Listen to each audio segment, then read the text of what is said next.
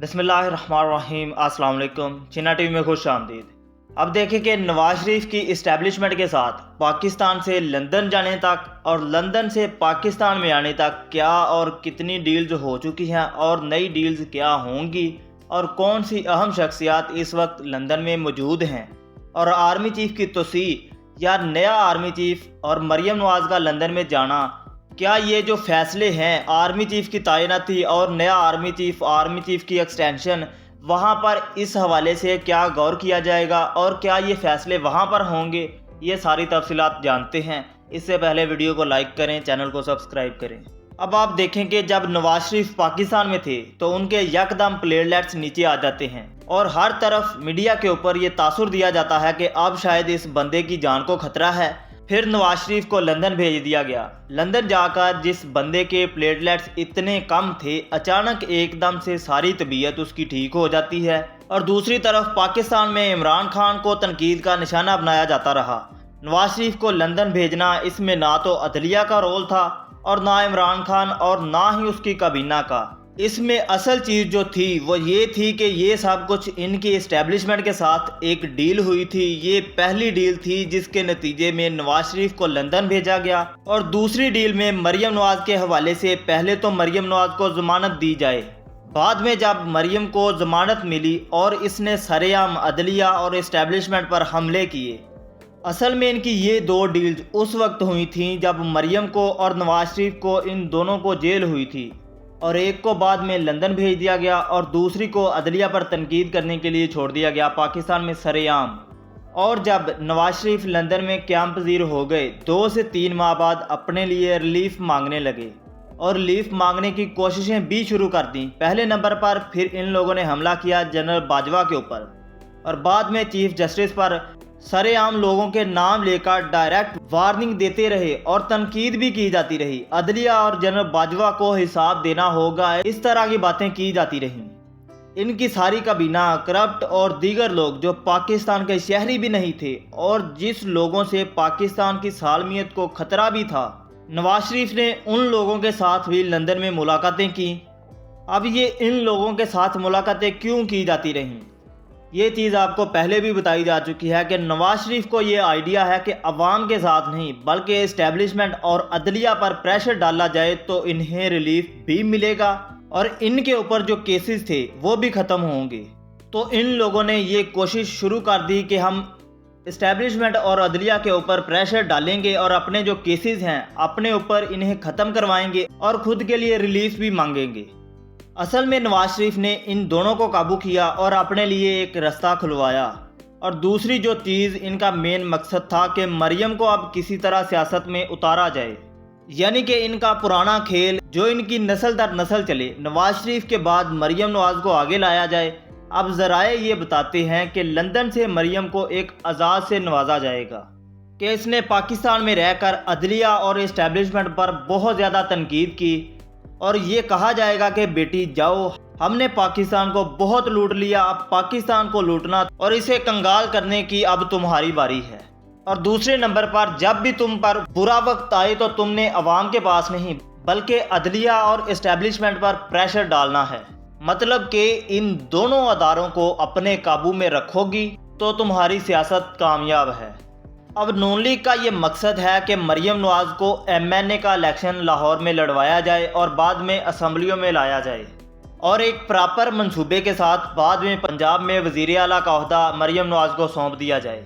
ये खबर जो है ये ज़राए से तस्दीक शुदा है। और दूसरे नंबर पर इसहाक डार ने यह कहा कि मरियम ने सियासत में बहुत अहम रोल अदा किया।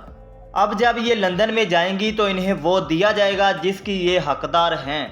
अगर इन लोगों की हकीकत देखी जाए तो असल हकदार ये सब लोग जो चीन में होता रहा करप्ट लोगों के साथ वो है। अगर जो चाइना में कानून करप्ट लोगों के साथ करता है वो अगर पाकिस्तान में लागू हो तो पाकिस्तान स्टेबल होगा। अगर ये ना हुआ तो आप पाकिस्तान की आज़ादी को खैरबाद कह दें, क्योंकि ये स्टेटमेंट पाकिस्तान आज़ाद नहीं कितने लोगों ने दी। भुट्टो ने ये कहा कि पाकिस्तान आज़ाद नहीं, कई सहाफ़ी ये बातें कह चुके हैं, हमीद गुल ने भी ये कहा और अब इमरान खान का भी यही मकसद है कि आप आज़ाद नहीं, आपके फ़ैसले आज भी अंग्रेज़ ही करते हैं। बस आपको एक अलहदा खिता दिया गया है, اصل کنٹرول اب بھی انگریزوں کے ہاتھوں میں ہے۔ اگر آج یہ آزادی کی تحریک کم ہوئی، اس آزادی کی تحریک کو دبایا گیا، اس حقیقی آزادی کو روکا گیا اور ان لوگوں کو دوبارہ سیاست میں آنے کا موقع دیا گیا اور ان کے اگلے لوگ پاکستان کی سیاست میں اترے، تو پاکستان پھر پرانا ہی ہوگا، فیصلے آپ کے امریکہ ہی کرے گا۔ تو پھر آپ پاکستان کی آزادی، پاکستان کی آزاد خارجہ پالیسی کو بھول ہی جائیں، کیونکہ اگر ان لوگوں نے سیاست میں دوبارہ قدم رکھ لیا تو انہی لوگوں سے پاکستان کی سالمیت کو خطرہ ہوگا۔ آپ دیکھیں کہ پاکستان ایک مسلم ریاست ہے، اگر یہاں پر مسلم ریاست کے مسلم لوگ ہونے کے باوجود اگر ادھر انصاف نہ ہوا، پاکستان آج تک ترقی کیوں نہیں کر سکا؟ کیونکہ یہاں پر لوگوں کو انصاف نہیں دیا جاتا، اور جو کرپٹ طبقہ ہے، جو اصل مجرم ہے، اگر انہیں اقتدار دے دیا جائے تو ایسی ریاستیں کبھی ترقی نہیں کرتی۔ آپ مثالیں لے لیں، چائنا، امریکہ، یہ ساری ریاستیں، یہ جو چھوٹی چھوٹی ریاستیں ہیں، یہاں پر لوگوں کے ہر جرائم کی انہیں سزا دی جاتی ہے، لیکن تاریخ گواہ ہے کہ جب بھی مسلم ریاستوں پر جب بھی زوال آیا، ان کے حکمرانوں کی عیاشیاں اور ناانصافی کے سبب آیا۔ اب جو آرمی چیف کی توسیع یا نیا آرمی چیف، اس کا فیصلہ بھی وہاں پر ہوگا۔ اب ذرائع بتاتے ہیں کہ ایک بہت ہی اہم شخصیت، ایک اہم گھرانے کی شخصیت لندن میں موجود ہے، اور کچھ لوگ لندن میں آ بھی رہے ہیں۔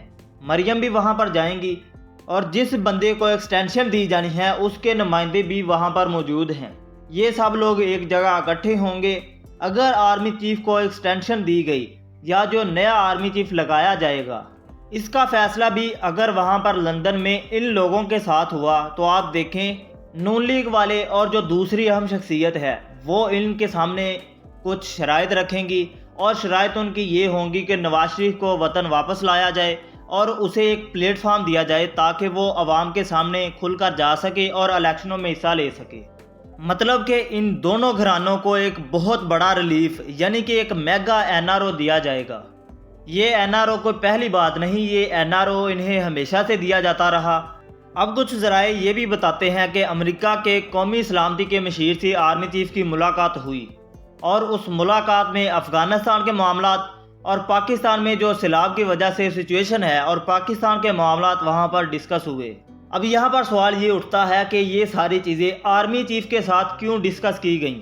کیونکہ اس سے پہلے پاکستان کے وزیر اعظم بھی وہاں پر قیام پذیر رہ چکے ہیں، اور دوسرے نمبر پر ابھی بھی وہاں پر بلاول بھٹو موجود ہیں۔ ان دو لوگوں کے وہاں پر موجود ہونے کے باوجود یہ آرمی چیف کے ساتھ ملاقات کیوں کی گئی اور یہ ڈسکشن آرمی چیف کے ساتھ کیوں کی گئی؟ اب اس پوائنٹ میں یہ چیز سامنے آتی ہے کہ اب مطلب کہ وہ بھی یہ جانتے ہیں کہ پاکستان کے اقتدار جس بندے کو سونپا گیا ہے، یہ جو دوسرے ممالک کے ساتھ معاملات طے کرنا، یہ اس بندے کے بس کی بات نہیں۔ اور اب عمران خان کی جو حقیقی آزادی ہے، اس حوالے سے عمران خان نے عوام سے یہ حلف اٹھوایا کہ ہم حقیقی آزادی کے لیے ایک جہاد کریں گے، اور اس جہاد کے لیے ساری عوام میرے ساتھ نکلے۔ یہ جو حقیقی آزادی کی تحریک اور اس لانگ مارچ کو روکنے کے لیے ابھی بھی اسٹیبلشمنٹ اپنا کردار ادا کر رہی ہے، اور اسٹیبلشمنٹ کی اندر کھاتے یہ کوشش ہے کہ اس لانگ مارچ کو روکا جائے۔ لیکن ساتھ میں شیخ رشید یہ بھی بتاتے نظر آ رہے ہیں کہ یہ جو معاملات ان کے ساتھ اسٹیبلشمنٹ اور ان کے جو معاملات ہیں وہ سیٹل ہوتے دکھائی دے رہے ہیں، اور اسی اکتوبر کے مہینے میں شاید یہ معاملات سیٹ ہو جائیں۔